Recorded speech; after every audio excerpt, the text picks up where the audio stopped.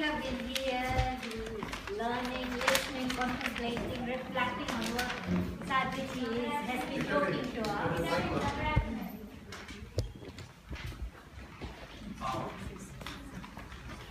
Okay? That's better. So once we've been here listening, it's a bit temperamental. Doesn't like you very much. I think everyone does. Have to be positive, yeah.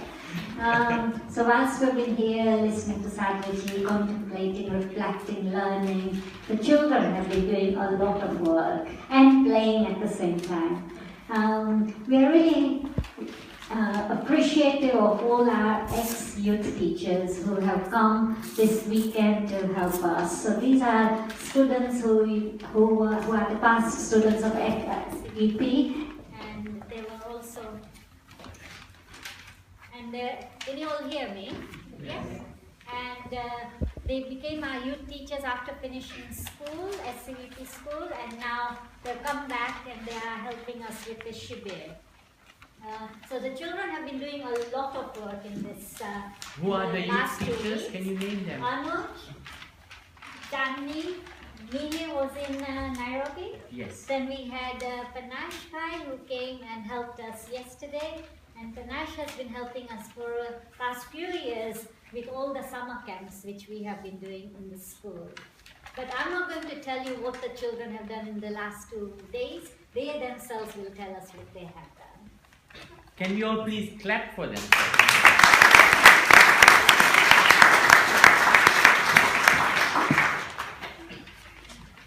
Okay, so I'm just going to wait and see if we have any luck with the mic. Just start shouting. You won't be able to hear them. They shout more. You can use the other one. Okay.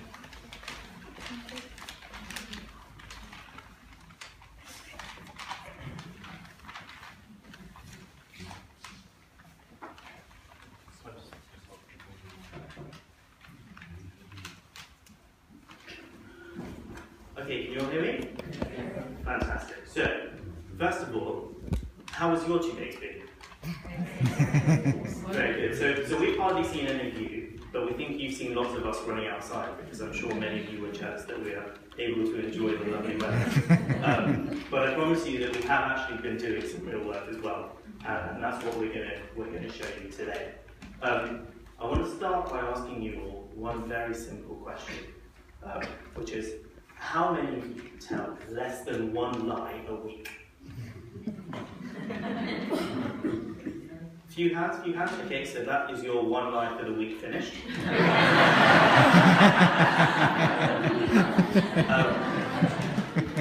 So the theme of what we've been doing, based on my little joke, was honesty. So what we're going to present to you are a couple of 4 things actually that we've done this week. So we've been working very hard. But before I do that, I'm going to ask each of these kids along here to tell you who they are. So just their name and their age. So do you want to tell everyone who you are? Yuvraj, Okay.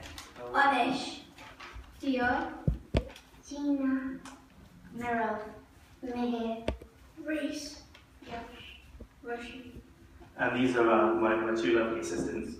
Charlie.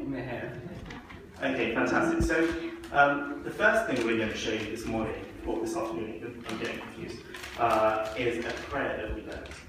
It's a prayer that we learned this afternoon, and I'm going to let the kids do that. 1, 2, 3. Guru Puja, Guru Jinendra, Guru Mehra Brahma, Guru Bhagavanta, Guru ki charanon mein rahu kar jodi, Guru Krupa se kabhi dukh na hoi, Guru Mehra Puja, Guru Jinendra, Guru Mehra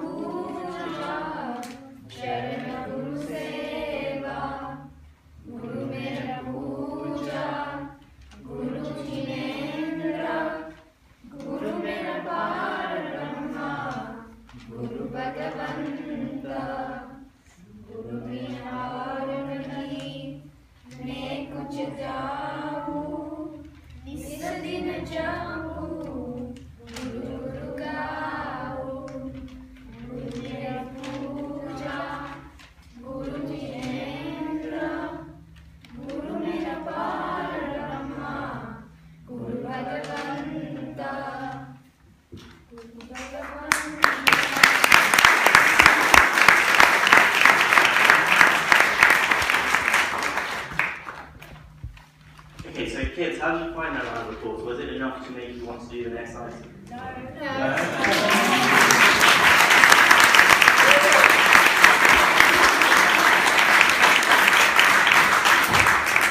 Okay, so I'll just tell you now, each item that we do, and there are 4 of them, get better and better as we go along. So I expect an even louder round of applause for every next item that we do, okay?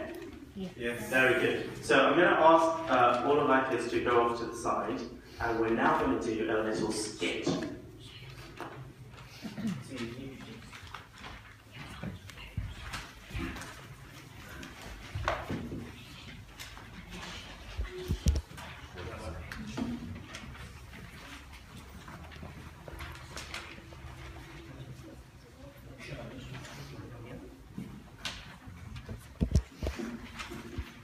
So Anish is going to be our narrator this afternoon, and he's going to speak nice and loud and clearly on me.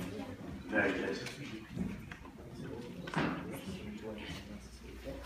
Long ago, in this very kingdom, there lived an emperor who loved nature. I love nature. Anything he planted burst into bloom. Up came flowers, bushes, and even big fruit trees, as if by magic. Of everything in nature, he loved flowers most of all. He tended his own garden every day. But the emperor was very old, and he needed to choose a successor to the throne. Who would his successor be? And how would the emperor decide? As the emperor loved flowers so much, he decided the flowers would help him choose. The next day, a proclamation was issued. All men, women, boys and girls throughout the land are to come to the palace. The news created great excitement throughout the land.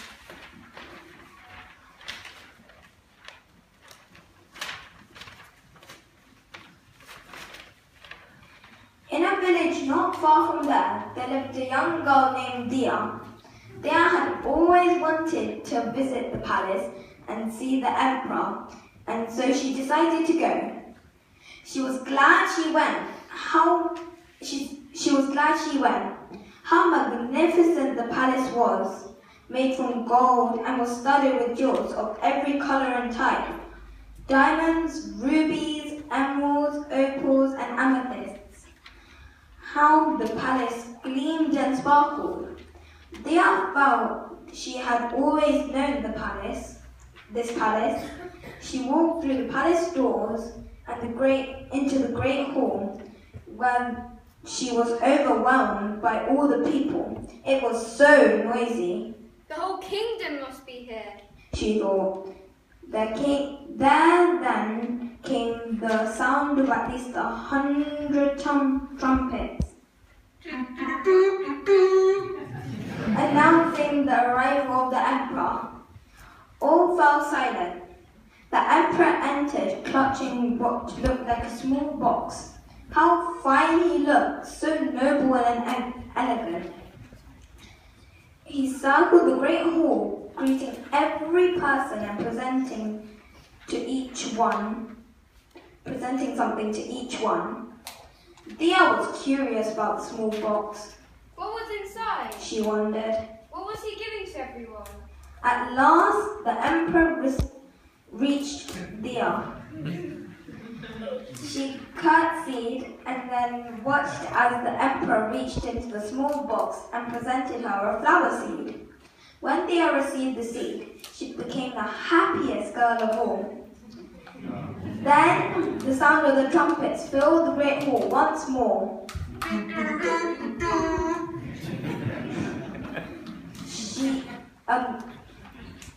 And all became silent.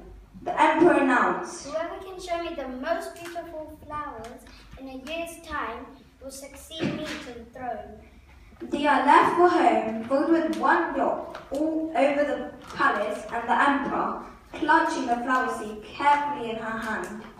She was certain she could grow the most beautiful flower. She filled the flower pot with rich soil and planted the seed and watered it every day. She couldn't wait to see it sprout, grow, and blossom into a magnificent flower. Days passed, but nothing grew in the pot. Dia was worried. She transferred the seed into a bigger pot, filled it with the best quality, richest soil she could find, and watered it twice a day, every day. Days, weeks, and months passed, but still nothing happened. By and by, the whole year passed. Finally, spring came. It was time to return once more to the palace. Dia was heartbroken that she had not a flower.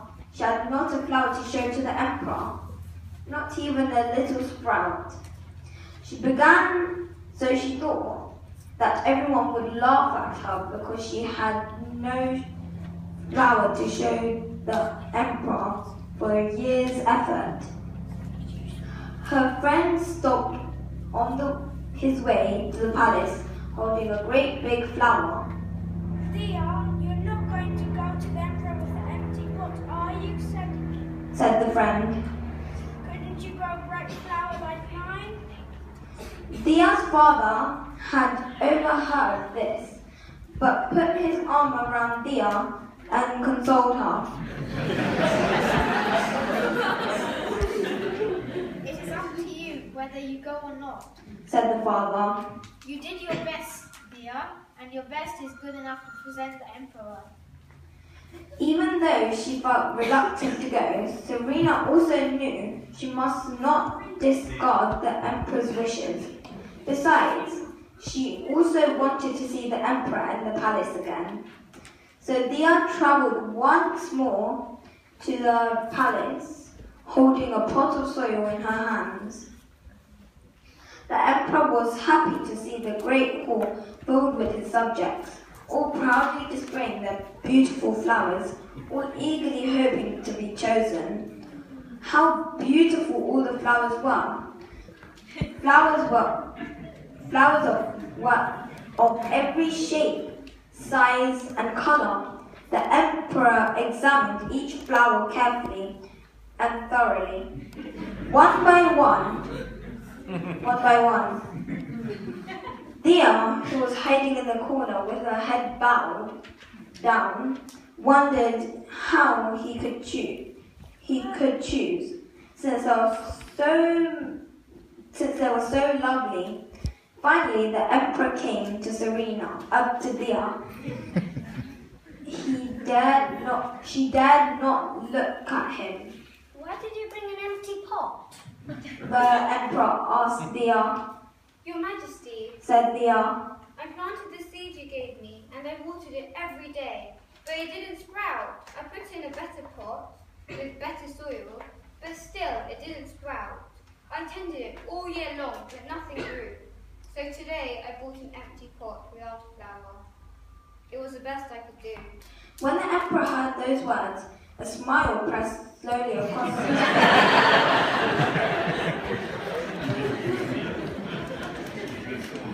And he took Dia by the hand.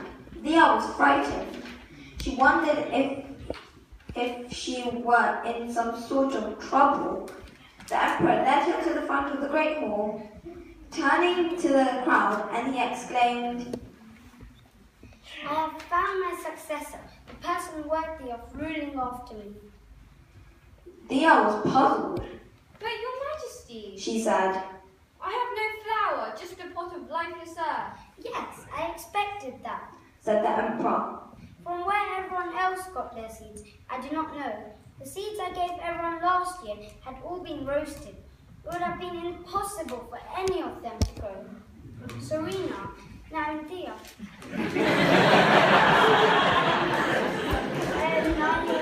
I admire your great courage and honesty to appear before me with the truth.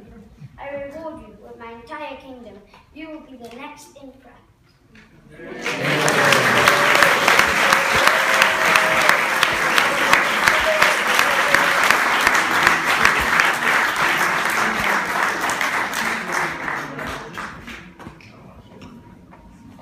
So I just had one of the cheeky of our little kids say to me, I don't think that was enough clapping.